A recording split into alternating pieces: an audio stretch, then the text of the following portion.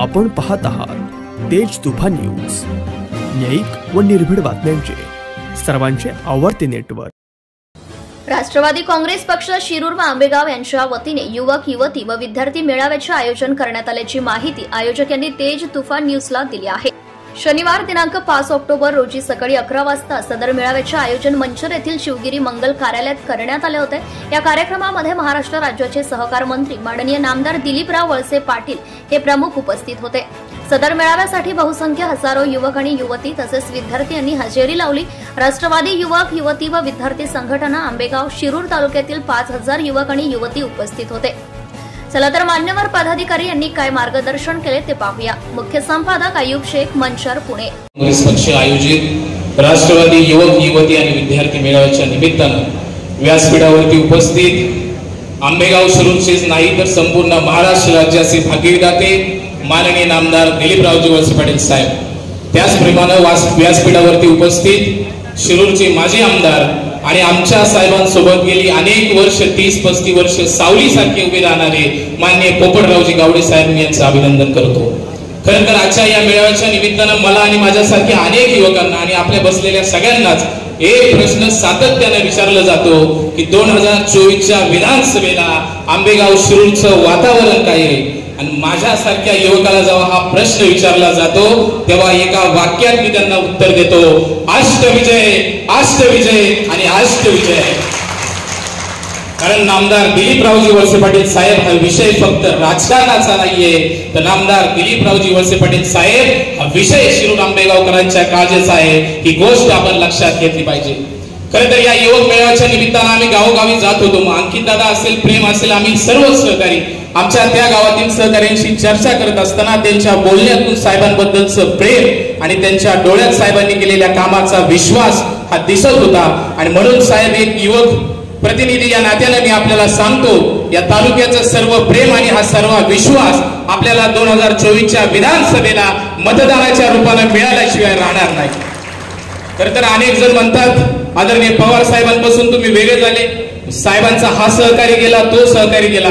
मी त्यांना एकच सांगितलं की सिकंदर है वह, म्हणजे नामदार साहेब, सिकंदर है वह सिकंदर हालात के आगे नहीं झुकता, तारा टूट भी जाए जमीन पे नहीं गिरता, गिरते हजारों दरिया किसी समंदर में पर कभी कोई समंदर किसी दरिया में नहीं गिरता।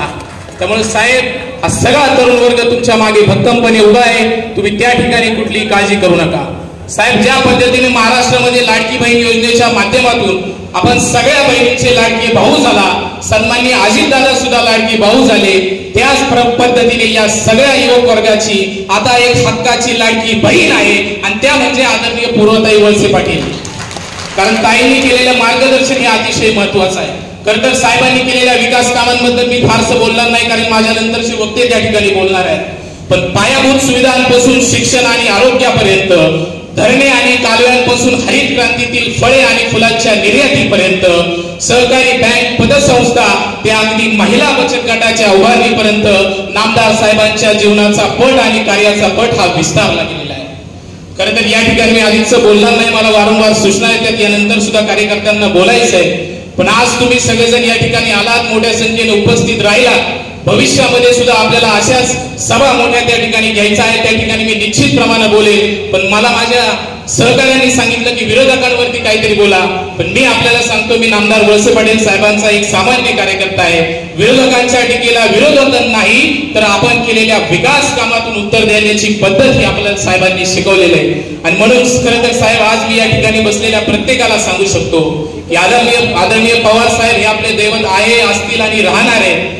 पण साहेबांनी या ठिकाणी बसलेल्या प्रत्येक व्यक्तीला, कृषी उत्पन्न बाजार समिती असेल, भीमाशंकर सहकारी साखर कारखाना असेल, खरेदी विक्री संघ असेल, शरद सहकारी बँक असेल किंवा जिल्हा परिषद आणि पंचायत समिती देखील असेल, या सगळ्या संस्थांवरती काम करत असताना आदरणीय पवार साहेबांची तुमच्या नावाची कुठलीही चिठ्ठी माननीय नामदार साहेबांना आलेली नाही। जे दिले ते साहेबांनी दिले आणि आज जे आपण आहोत ते फक्त आणि फक्त वळसे पाटील साहेबांमुळे आहोत। आपण सगळेजण या ठिकाणी आलात, मी आपल्या सगळ्यांचं पुन्हा एकदा स्वागत करतो आणि आपल्या सगळ्यांच्या वतीनं आणि आपल्या सगळ्यांच्या साक्षीनं साहेबांना सांगतो, साहेब आमच्या विकासाच्या गतीचा वेग आम्हाला घड्याळाच्या काट्यामध्ये दिसतो। आमच्या शाश्वत विकासाच्या गतीचा वेग आम्हाला घड्याच्या काट्यामध्ये दिसतो. होय, आमचा विठ्ठल नामदार साहेबांच्या रूपानं आंबेगावातच राहतो, आंबेगावातच राहतो. आपण सगळे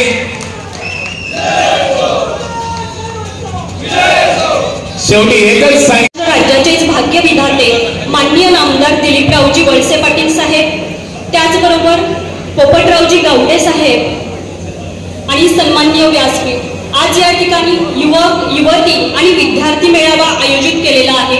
सर्वप्रथम मी सर्व युवकांचे, युवतींचे आणि विद्यार्थ्यांचे आज या कार्यक्रमासाठी प्रचंड बहुसंख्येने उपस्थित झाल्याबद्दल सहर्ष मनापासून स्वागत करते. खऱ्या अर्थानं आजच्या युवक युवती आणि विद्यार्थी काँग्रेसच्या मेळाव्याचा महत्त्वाचा उद्देश म्हणजे आपल्या महाराष्ट्र राज्याचे सहकार मंत्री आणि महाराष्ट्र राज्याचे भाग्य विधाते नामदार साहेबांना आपण तरुणांनी प्रचंड मोठ्या प्रमाणावर पाठिंबा देण्यासाठी या ठिकाणी जमलो आहे. साहेबांचा कार्याचा जर पाठपरिचय वाचायला गेला तर मला वाटतं आपल्याला करेक्ट एक महिना देखील कमी पडेल एवढी विकास कामं साहेबांची विविध क्षेत्रात आहे. साहेबांच्या माध्यमातून आंबेगाव तालुक्यामध्ये विविध संस्था स्थापन झाल्या. आंबेगाव तालुक्यातील युवकांना, युवतींना आणि विद्यार्थ्यांना रोजगार निर्मिती करण्यात आली.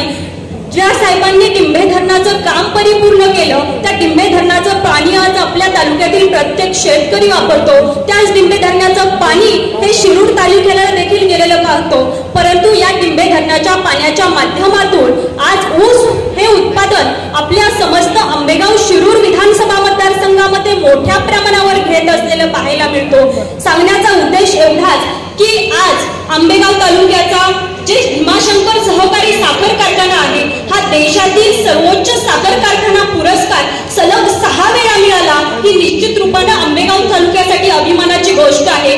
मध्यंतरीच्या काळामध्ये लाडकी बहीण योजना, ही योजना मोठ्या प्रमाणावरती तालुक्याभर राबवण्याचं काम साहेबांच्या माध्यमातून झालं. साहेब, मला एक गोष्ट या ठिकाणी आवर्जून आणि महत्वपूर्ण सांगायचे, ती म्हणजे आपण तुमच्या वाढदिवसाला अनुसया महिला उन्नती केंद्रामार्फत जो कॅम्प घेतला होता, त्या कॅम्पमध्ये तेव्हापासून ते आतापर्यंत 15 वर्षांमध्ये जेवढी कामं केली नाही तेवढी आपण एका वर्षाच्या या पिरियडमध्ये कामं केली. जवळपास 5,500+ विधवा, अंध, अपंग, घटस्फोटित अशा विविध आजारांनी गाजलेले जे लोक आहेत त्यांची कामं केली. आणि याच अनुसया उन्नती केंद्राच्या माध्यमातून आज प्रत्येक महिन्याला जवळपास 1 कोटी रुपयाचा निधी हा आंबेगाव शिरूर विधानसभा मतदारसंघामध्ये होतो. ही निश्चित रूपानं आपल्या सर्वांसाठी अभिमानाची गोष्ट आहे. कारण आंबेगाव तालुक्यातीलच नाही तर समस्त महाराष्ट्रातील आपली अनुसया महिला उन्नती केंद्र ही संस्था एकमेव संस्था आहे